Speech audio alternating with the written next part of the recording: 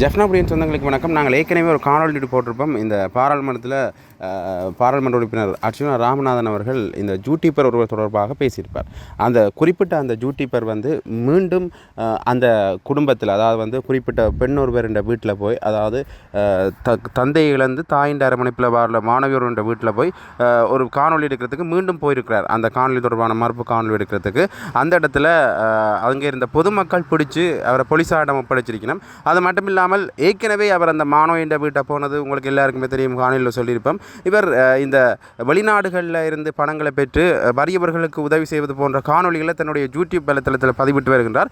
அந்த வகையில் தான் ஒரு யூடியூப் காணொலி ஒன்று பதிவு செய்கிறதுக்காக இந்த பெண்ணின் வீட்டை போன இடத்துல இந்த பெண் தன்னை காணொலிக்க வேண்டாம் என்று மறுப்பு தெரிவிச்சிருக்கார். இருந்தாலும் கூட தகாத வார்த்தை பிரிவுகளை பயன்படுத்தி அந்த பெண்ணை காணொலி எடுப்பதற்காக அவர் கோரி நடத்த அது பெரிய சர்ச்சையை ஏற்படுத்தியிருந்தது. அந்த சர்ச்சை தொடர்பாகத்தான் பாராளுமன்றத்திலேயும் விவாதிக்கப்பட்டது. பின்னர் அவர் மீண்டும் அந்த வீட்டுக்கு சென்றவர்கள் தான் அந்த குடும்ப உறுப்பினர்கள் மற்றும் போலீஸ் அந்த அயலவர்கள் சேர்ந்து அவரை போலீஸாரிடம் ஒப்படைத்திருக்கின்றார்கள். அந்த வகையில் பாராளுமன்ற உறுப்பினர் ரஜீவன் அவர்கள் கூட இதற்கு கடுமையான எதிர்ப்பை தெரிவித்திருப்பார். அதாவது இந்த யூடியூப் தொடர்பாக இவரது செயற்பாடுகள் தொடர்பான கடுமையான எதிர்ப்பையும் தெரிவித்திருக்கிறார். அண்மை காலமாக குறிப்பாக வடக்கு மாகாண பிரதேசங்களில் பெண்கள் மற்றும் சிறுவர்களை துஷ்பிரயோகம் செய்கின்ற சம்பவங்கள் அடிக்கடி முகநூல் மற்றும் இணையதளங்களிலே பத்திரிகையிலே காணக்கூடியதாக இருக்கின்றது.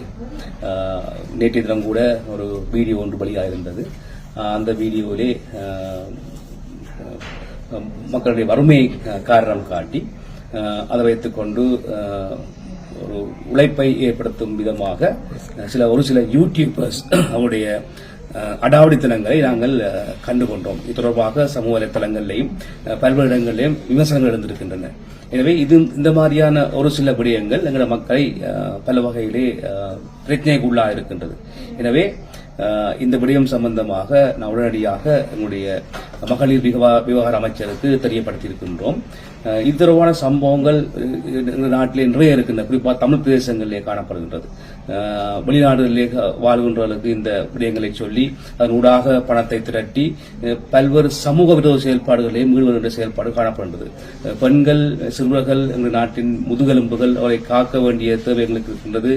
கண்ணியமானவர்கள். ஆனால் வறுமை என்ற ஒரு ஆயுதத்தை பயன்படுத்தி பல்வேறு தரப்பும் அதை பணம் சுரண்டுகின்ற ஒரு கருவியாக பயன்படுத்தி வருகின்றார்கள்.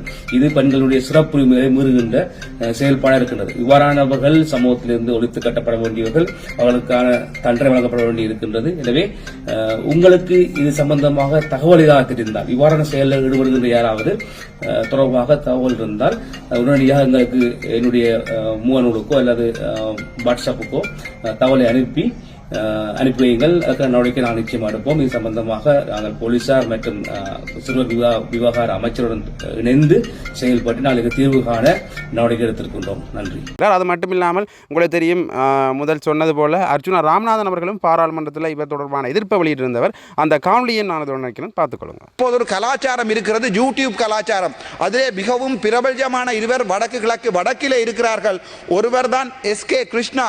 அவர் ஆரென்றால் எங்களுடைய என்பிபி ஆண்டினால் யாழ்ப்பாணத்திலே எங்களுடைய தேசிய தினத்தை கொண்டாடுவதற்காக களமிறக்கப்பட்டவர் தான் இந்த எஸ்கே கிருஷ்ணா. அவர் இரவு வேளைகளிலே பெண்களுடைய வீடுகளிலே போய் ஒரு பெண் குழந்தை மாட்டேன் வெளியே வர மாட்டேன் என்று சொன்னபோது கூட, அப்போது உங்களுக்கு காதலன் இருக்கிறார்களா, உங்களுக்கு முகத்தை காட்ட வெக்கமில்லைன்னா நீங்க ஐஸ்வர்யா ராயா என்று கேட்டு அந்த வீட்டுக்குள் அவருடைய அறைக்குள் பூந்து வீடியோ எடுத்து அதை யூடியூப்ல டிக்டாக் போட்டுக்கிறார். இந்த நபர் என்பிபியினுடைய பிரச்சார பீரங்கி. அது ஒரு கேவலமான விடயம். அதை உங்களுக்கு நான் சொல்லுகிறேன். இரண்டாவது தான் டிகே கார்த்திக். உங்களோட கிளீன் ஸ்ரீலங்கா என்று சொல்லப்படுகின்ற வடக்கினுடைய திட்டத்தை மிகவும் பிரபலமாக கொண்டு செல்வது இந்த டிகே கார்த்திக். இவர் சம்பந்தமான மிகப்பெரிய ஊழல்கள் வந்திருக்கிறது. ஆனால் எங்களுடைய அமைச்சர் அது சம்பந்தமாக நான் எழுத்திலே தருகிறேன். நீங்கள் அது சம்பந்தமான நடவடிக்கை எடுத்துக்கொள்ளுங்கள். ஏனென்றால் வடக்கு கிழக்கு போரால் பாதிக்கப்பட்ட பிரதேசம். அங்கே ஏழ்மையான குடும்பங்கள் எவ்வளவு இருக்கிறது. இன்றைய தினம் முல்லைத்தீவை எடுத்து பார்த்தீர்கள் என்றால் வட்டுவாகல் பாலத்திலேயோ எத்தனை எத்தனையோ ஆயிரம் பெண்கள் எங்களை பொறுத்த வரைக்கும் தெரியும். பெண்கள் என்று நாங்கள் கதைக்கும் போது இந்த நாட்டிலே யார் ஞாபகம் வருகிறார்கள் என்றால் வடக்கில் கிழக்கில் பிறந்த பெண்களும் எங்கள் தேயிலை கொழுந்து பறிக்கும் எங்கள் தெய்வங்களும். ஆனால் நாங்கள் இதுவரைக்குமே நான் அது சம்பந்தமாக கதைக்கிறேன்.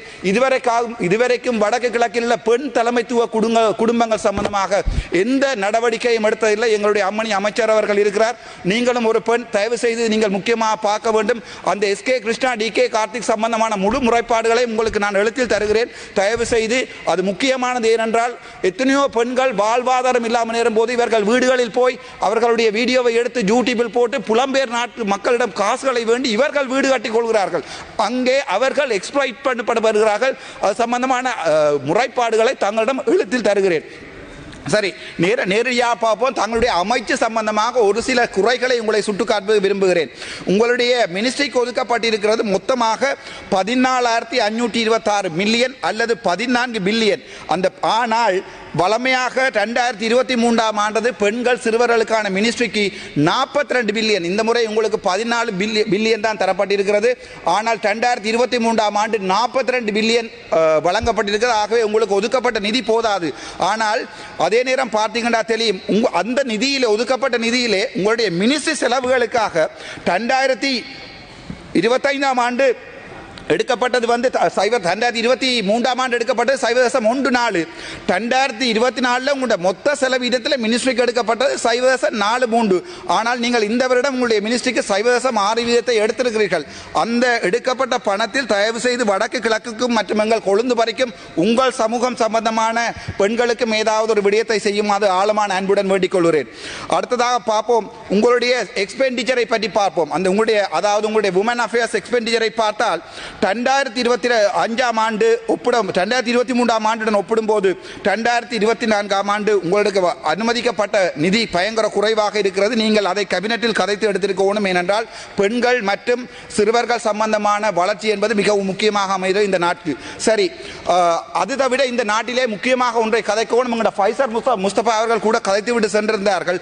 முஸ்லீம் சமூகம், உங்களுக்கே தெரியும், முஸ்லீம் சமூகம் என்றது ஒரு வித்தியாசமான, அவர்கள் தங்களுக்கே நிறைவான, தங்களுக்கே சார்பான ஒரு தனித்துவமான கலாச்சாரத்தை கொண்ட சமூகம். நாங்கள் இந்துக்களாகவும் தமிழர்களாக இருந்தும் முஸ்லீம்களுடன் ஒப்பிட முடியாது.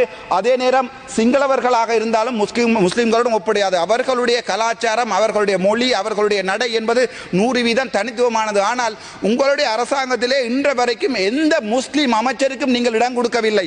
இது மிகவும் கவலைக்குரிய விடயம். அது தவிர கிளீன் ஸ்ரீலங்கா என்று சொல்லப்படுகின்ற அந்த திட்டத்திலே எந்த தமிழனும் எந்த முஸ்லீமும் இதுவரைக்கும் நீங்கள் உள்ளடக்கவில்லை. இதை எது சொல்லுகிறது என்றால், அந்த ஓநாயை பார்த்து, அதாவது நனைகிற ஆட்டை பார்த்து ஓநாய் அழுதது போல் எங்களை பார்த்தும் அதே நேரம் கிழக்கும் வடக்கிலும் மற்றும் புத்தளத்தில் இருக்கிற முஸ்லீம்களை பற்றியும் இந்த அரசாங்கம் அழுகிறது. ஆனால் உங்களுடைய கண்கள் அளவில்லை. முதலை கண்ணீர். நீங்கள் அவர்கள் முஸ்லீம்கள் சம்பந்தமான எந்த ஒரு நடவடிக்கையும் இதுவரையும் எடுக்கவில்லை. ஃபைசர் முஸ்தபாவின் அவருடைய கதையை நான் மீண்டும் சுட்டிக்காட்ட விரும்புகிறேன். என்னென்றால் உங்களுக்கு தெரியும், முஸ்லீம் marriage and divorce act MMDA எனப்படுகிறது 1951ஆம் ஆண்டு கொண்டு வரப்பட்டது. உங்களுக்கு நன்றாக தெரியும், உங்களிலே 159 பெரும்பான்மையான பாராளுமன்ற உறுப்பினர்கள் இருக்கிறீர்கள். நீங்கள் மாற்றப்பட வேண்டிய சட்டங்களில் முக்கியமானது, ஒரு பெண் தான் மனம் புரிவதா இல்லையா என்பதை தான் தீர்மானிக்க வேண்டும். தன் தந்தையோ தன்னுடைய தந்தையின் தந்தையோ தீர்மானிக்க முடியாது. ஆனால் இந்த MMDA ஆக்டின் படி 12 வயதோ அல்லது அதுக்கு குறைவான வயதுடைய ஒரு முஸ்லிம் பெண்மணியோ கூட தனது விருப்பம் இல்லாமல் தன் தாய் தந்தையால் ஒருவருக்கு மனம் செய்து வைக்கப்படலாம். ஆகவே அவற்றை நீங்கள் முற்றிலுமாக ஒரு சட்டம் மூலம் கொண்டு வந்து கட்டாயம் இதை நிவர்த்தி செய்ய வேண்டும் என்றது அவருடைய ஃபைசர் முஸ்தபாவினுடைய கோரிக்கை. அதே மாதிரி முஸ்லிம் மக்களுக்காக என்னுடைய கோரிக்கை. இரண்டாவது விடயம், முஸ்லிம்களுடைய ஹாதிர் சட்டங்களில் இருக்கிறது, ஒரு ஆண் டிவோர்ஸ் எடுக்க விரும்பினால் அவர் நேரடியாக நீதிமன்றத்துக்கு போவார். ஒரு நாளிலே டிவோர்ஸ் முடிந்துவிடும். ஆனால் ஒரு பெண் டிவோர்ஸ், முஸ்லிம் பெண் டிவோர்ஸ் எடுக்க வேண்டுமாக இருந்தால் அவள் எத்தனையோ நாட்கள் ஏறி இறங்க வேண்டியிருக்கும். அவருடைய கலாச்சாரம். ஆகவே இந்த ரெண்டு ஆண்களுக்கும் பெண்களுக்குமான இந்த சமத்துவம் பேணப்பட வேண்டுமாக இருந்தால் இந்த நாட்டிலே முஸ்லிம் பெண்களுக்கான நியாயமான இந்த சட்ட மாற்றங்கள் செய்யப்பட வேண்டும். அது தொடர்பாக உங்களுடைய கவனத்தை செலுத்தவும். அதைவிட பார்த்தால் எங்களுடைய நாட்டிலே 40% பெண்கள் தன்னுடைய கல்யாணம், அதாவது தன்னுடைய வாழ்க்கை துணையால் வயலன்ஸுக்கு உட்படுகிறார்கள் என்கிறது.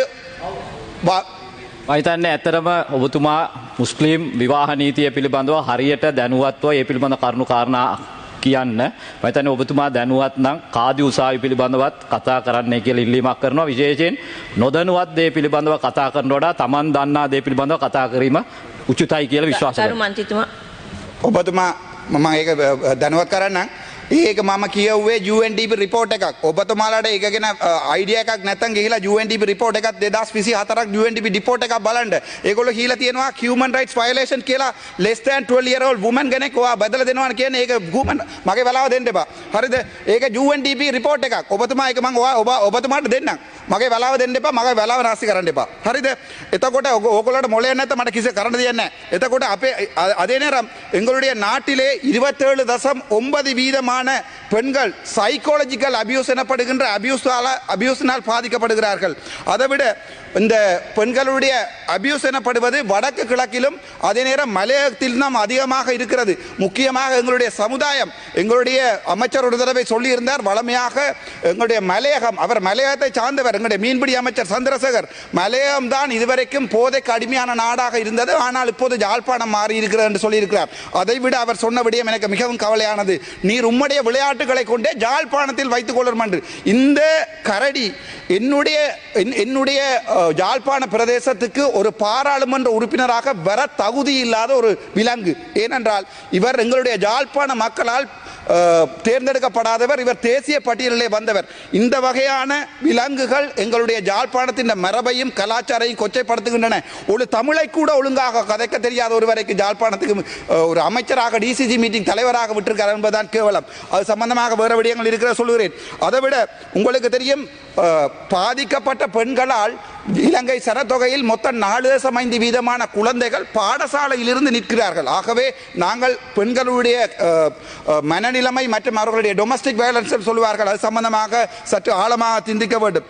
அதைவிட உங்களுக்கே தெரியும் 90% பெண்கள் சொல்லி இருக்கிறார்கள் இலங்கையிலே பப்ளிக் டிரான்ஸ்போர்ட்டேஷன் போகும்போது அதாவது பொது வாகன பிரவேகங்களில் போகும்போது 90% பெண்கள் தாங்கள் செக்ஷுவல் எக்ஸ்ப்ளாய்டேஷன் அல்லது பாலியல் ரீதியாக தீண்டப்படுவதாக இது சம்பந்தமாக அன்னூர் அரசாங்கம் ஏதாவது நடவடிக்கை எடுக்கும் என்று சொல்லுகிறேன். அதை விட உங்களுக்கும் சொல்லுகிறேன். ஆனால் நான் இதை என்னுடைய நேரத்தை வீணாக்க வேண்டாம். Don't take time. Female genital mutilation FGM எனப்படுகின்றது. அதை எங்களுடைய முஸ்லீம் சமூகத்திலே all Ceylon Jamiyyathul Ulama ACJU advocated for legalizing female circumcision. அதாவது ඔබතුමාට තව විනාඩි 2ක කාලයක්. நன்றி.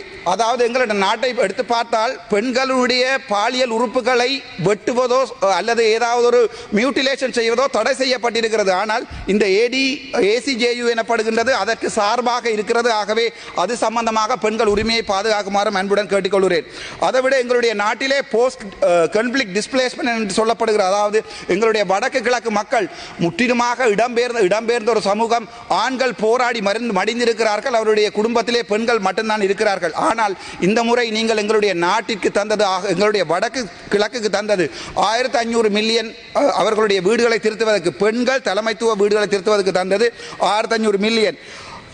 ஆகவே ஆனால் நான் பார்த்தேன் 7000 மில்லியன் ராணுவ வீரர்களுடைய வீடுகளை கட்டி கொடுப்பதற்கு 7 பில்லியன் அனுமதித்திருக்கிறார்கள். ஆனால் எங்களுடைய பெண்களுக்காக தந்தது 1500 மில்லியன். ஆகவே அது கிட்டத்தட்ட 15% குறைவானது.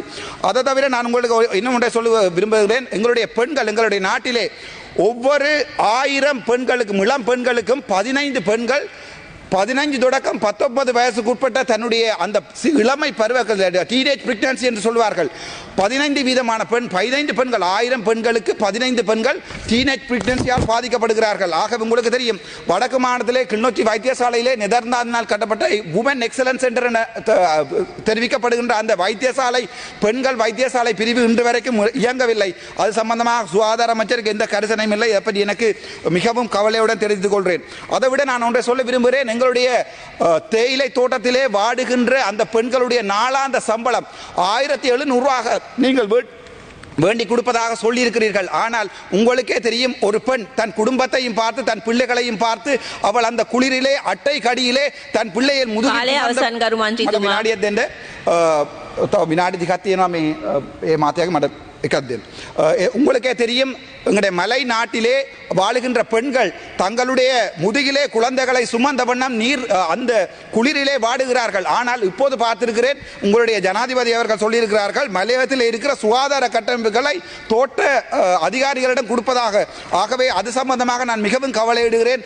அந்த பெண்களுடைய அன்றாட வாழ்க்கை இலங்கையிலே அதிகுறைந்த போஷாக் உள்ள இடம் என்பது மலையகம் என்பது அம்மணிக்கு வடிவாக தெரியும். ஆகவே நான் அதை உங்களை சொல்ல தேவையில்லை. அது சம்பந்த நடவடிக்கை எடுப்பதற்கு உங்களுடன் ஆழமாக வேண்டிக் கொள்கிறேன். அது தவிர இன்னும் 3 விடயங்களை சொல்லி மற்ற தப்பரதி 3 விடயங்களை சொல்லி வைத்து நான் நிப்பாடுகிறேன் என்னுடைய உரையை. முதலாவது சிந்துஜா வழக்கு. சிந்துஜா எனப்படுகின்ற பெண்மணி மன்னாரிலே தன் பிள்ளைக்கு பால் கொடுத்து கொண்டிருக்கும் போது வைத்தியசாலையிலே வைத்தியர்களுடைய புறக்கணிப்பால் பால் கொடுத்தபடி ரத்தத்தில் விழுந்து செத்தவள். அவளை பார்க்க போட எனக்கு தான் 5 நாட்கள் சிறை இருக்கிறது. ஆனால் அந்த சிந்துஜாவுக்கான நீதி இதுவரை கொடுக்கவில்லை. 2வது பெண்கள் குழந்தைகளை பற்றி கதைக்கிறோம். வைஷாலி எனப்படுகின்ற வைஷாலி எனப்படுகின்ற பெண்ணினுடைய கையை இவ்வளவோடு வெட்டி இருக்கிறோம்.